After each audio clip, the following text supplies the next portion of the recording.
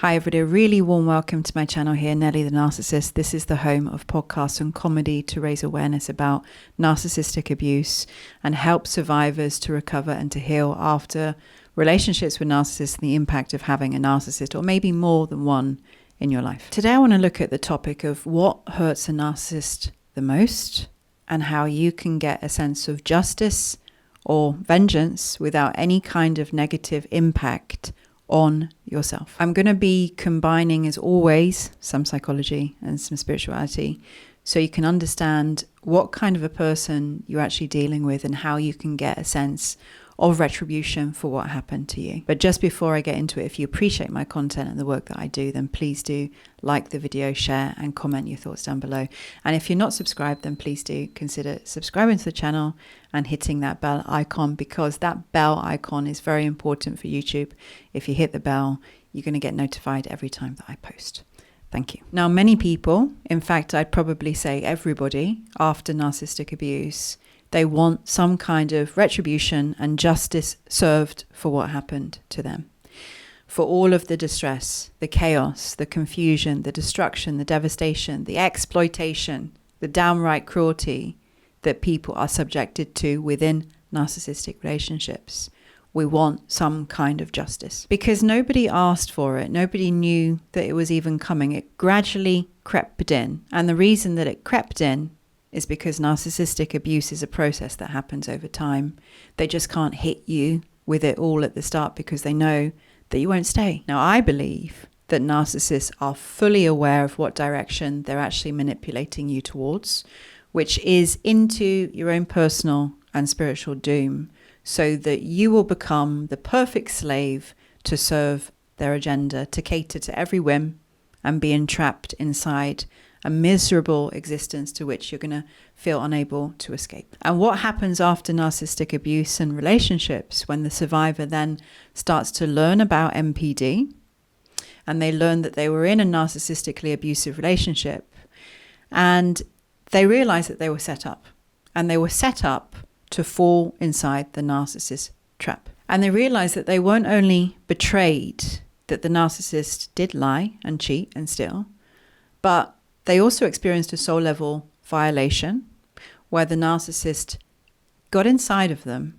and took them over. They put you into a trance-like state and they control your brain and your nervous system. And they had the desire to put you in chains on an energetic level. And this is absolute entrapment to the most despicable degree. So when a survivor feels all of this and comes to this kind of awareness, even if it's just a little bit, of what went on and how they were manipulated and abused, the really normal, natural, emotional reaction is to be enraged. You can't believe how anybody could actually do that to another human being, because you wouldn't do that to your worst enemy, to the one that you despise the most, let alone the one that loves you the most, that treats you the best and provides you with everything that you need. And I honestly believe that narcissistic abuse is the worst form of abuse that anybody could go through. And I don't say that to diminish other types of abuse, but I say it very seriously because I believe, in fact, I would go as far to say that I know that what narcissists do to people is spiritual violation. And the largest part of the abuse is happening on the energetic and spiritual levels, which is why it's so hard to actually say, I know this is happening. This isn't just a fragment of my imagination. Something serious is happening, and yet I can't see it. And I don't know what's going on. And just because you can't see it, it doesn't mean that it's not happening. And that's fact. But many people say, show it to me and I'll believe it. Only if I can see it, I'll say that it exists. But many survivors, even when they are inside the trap of the narcissist still, they're aware from their feelings that this is happening, that they're unlikely to consciously think of it, but their internal beings, some kind of a higher intelligence within you, knows that you're in a lot of danger. And when you do get away from the narcissist and out of the relationship, it's very, very natural to be angry. Healthy anger comes when a boundary's crossed. And the narcissist, they crossed a huge boundary and they want to enslave people, not just physically.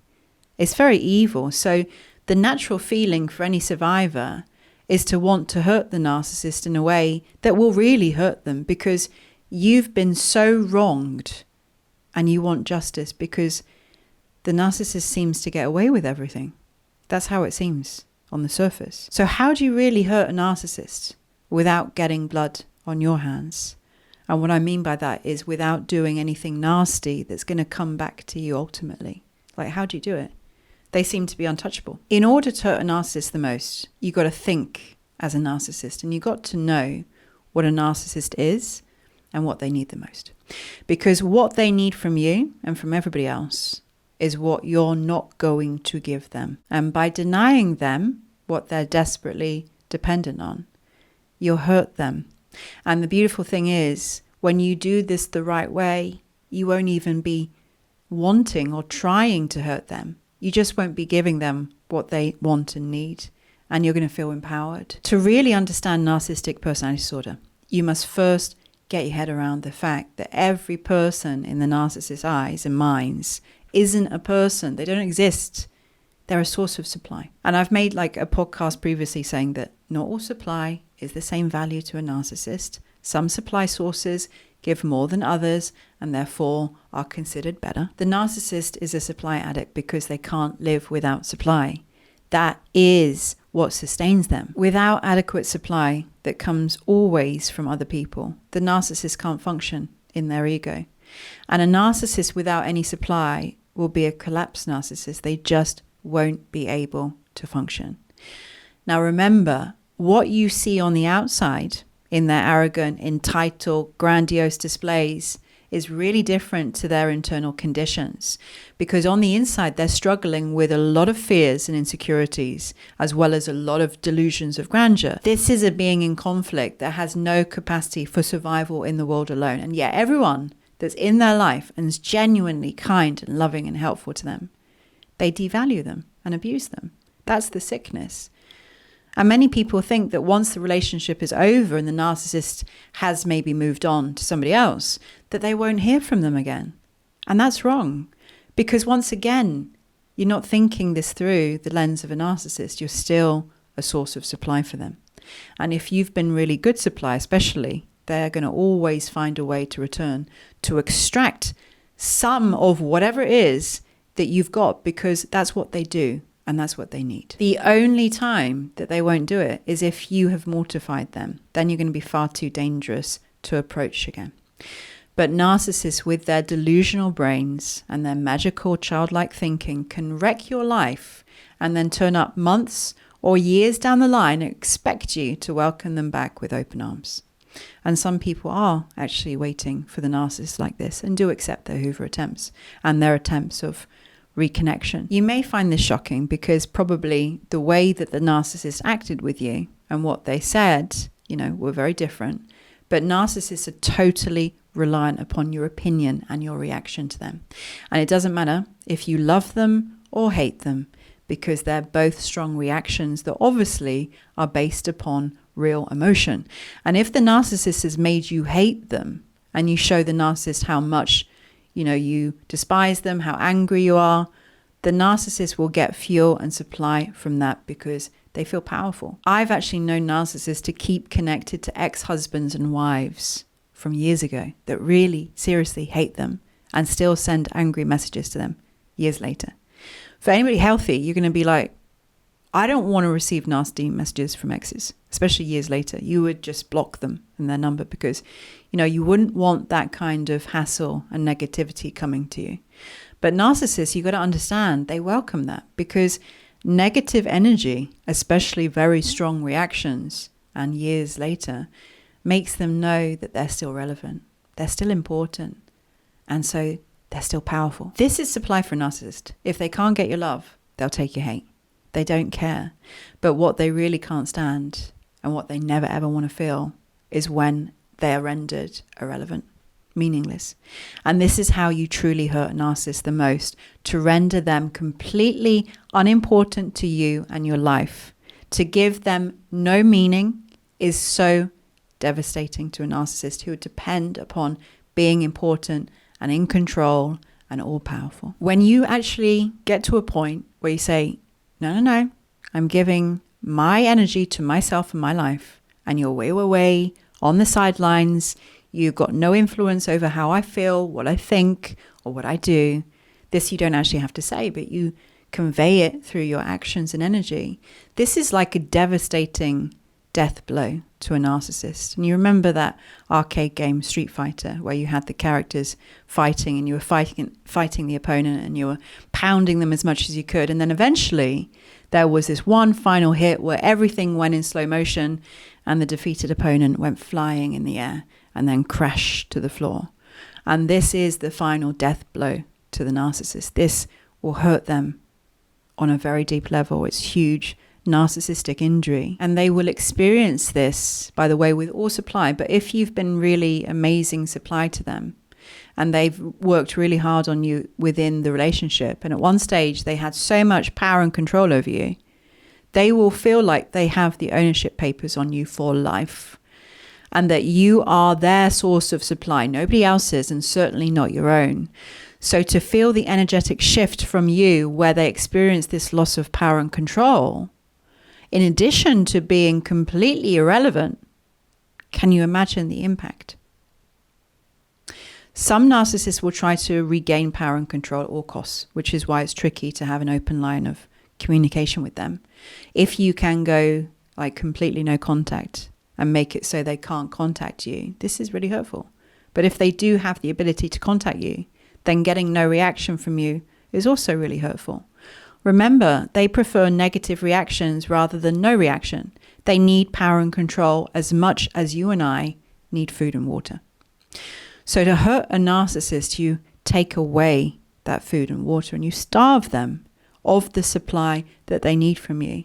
And you go a step further and you actually stop focusing on them completely. Now, this can happen even before they hoover, and I recommend it to everybody. Obviously, we need a period of time at the start after a relationship to ruminate, to get sad, to grieve, to be angry, to feel everything. It's my belief that both thoughts and emotions are energy, and many times people can just feel when someone's focused on them, even across thousands of miles of land and sea. This energy, it somehow still props them up even without your physical presence. It's still possible to feel an energetic connection. So we can actually still feed the narcissist supply through this because we're giving them our energy. They occupy a lot of your thoughts, your time. Even when you sleep, you can dream and have nightmares about them. For a period of time, they haunt you. But once some time has passed and hopefully you're no contact and you're starting to gradually heal, it's natural that the thoughts that you have of them and their negative influence over you gets less. But what is so important after these relationships is to find a positive focus for your energy and your attention, something that is of benefit to you and your life, reconnecting to the things that you enjoy and bringing pleasure back into your life. Because, narcissists, they take so much energy and they take you off your path and away from yourself. They capture you. They bring so much negativity into your experience. And it's almost the feeling of being a prisoner that's being set free. It can feel scary at first, particularly if you've been with them a long time. There's also a lot of trauma to be healed, and that does take time. But you see, if you can find enjoyment and pleasure, once again, in a really healthy way, to channel positive energy into, you're already hurting the narcissist, and you're not even doing anything bad. And how great is that? That's divine justice. You getting acquainted again and reuniting with positive energy and remembering what it's like to give energy and attention once again to yourself, finding yourself again, is truly amazing. And whilst the narcissist is off doing what they do and wrecking other people's lives, you're in a very important process with yourself. You're healing and you're refocusing on what's most important, and that's you and your life. And it's not the narcissist. And none of this is what the narcissist wants for you. The narcissist wants you trapped inside as much negativity as what they are. And they hope that they have wrecked you enough and done enough damage to your brain that you're going to be dependent upon them always, just like they are dependent on you and others. They don't want you breaking the chains that they've put on you. And those are energetic chains. But the more that you refocus your energy and you channel it into you and positive things in your life, less and less energy is going to the narcissist. A large part of narcissistic abuse works at getting the victim to believe the narrative of the narcissist's false self, this grandiose character on a God level that needs worshipping and worshippers. They rely on others to believe this false self, which is the narcissistic supply that they're dependent to keep them functioning and to keep them getting out of bed in the morning. But it's all a lie.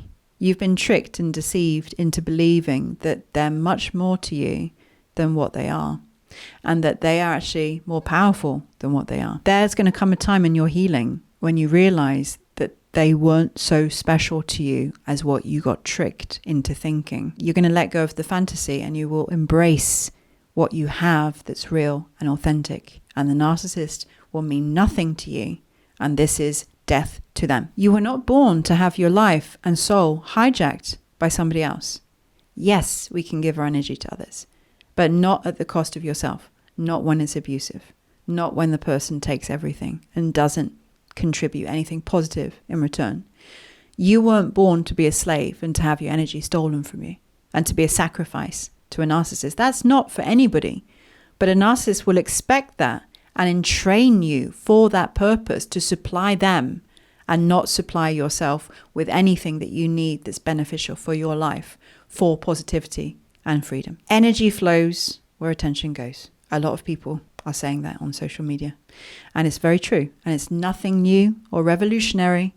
It's existed since the dawn of time. We've just forgotten that this world is a lot more energetic than what we're conditioned to believe. Because we think a lot about the 3D and the material things. We forget that just thinking a thought is energy. And narcissists, they need your energy. Remember, as their food, it sustains them. Without it, they can't survive. They have to get it from somewhere, and not just one place. Because if you have your life that's dependent on it, you're not going to rely solely on getting stocked up from one store, because that would be stupid.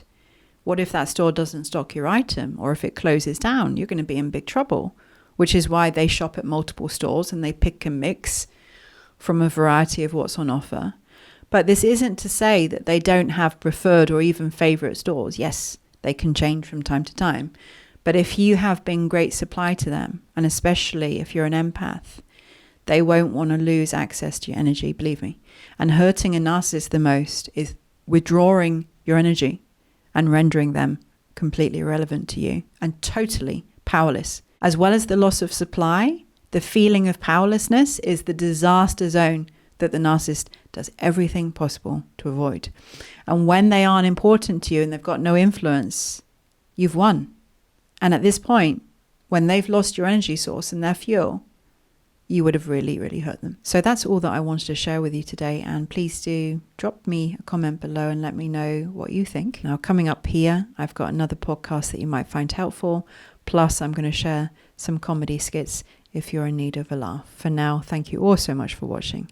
Take care, sending love, and I'll see you all again next time.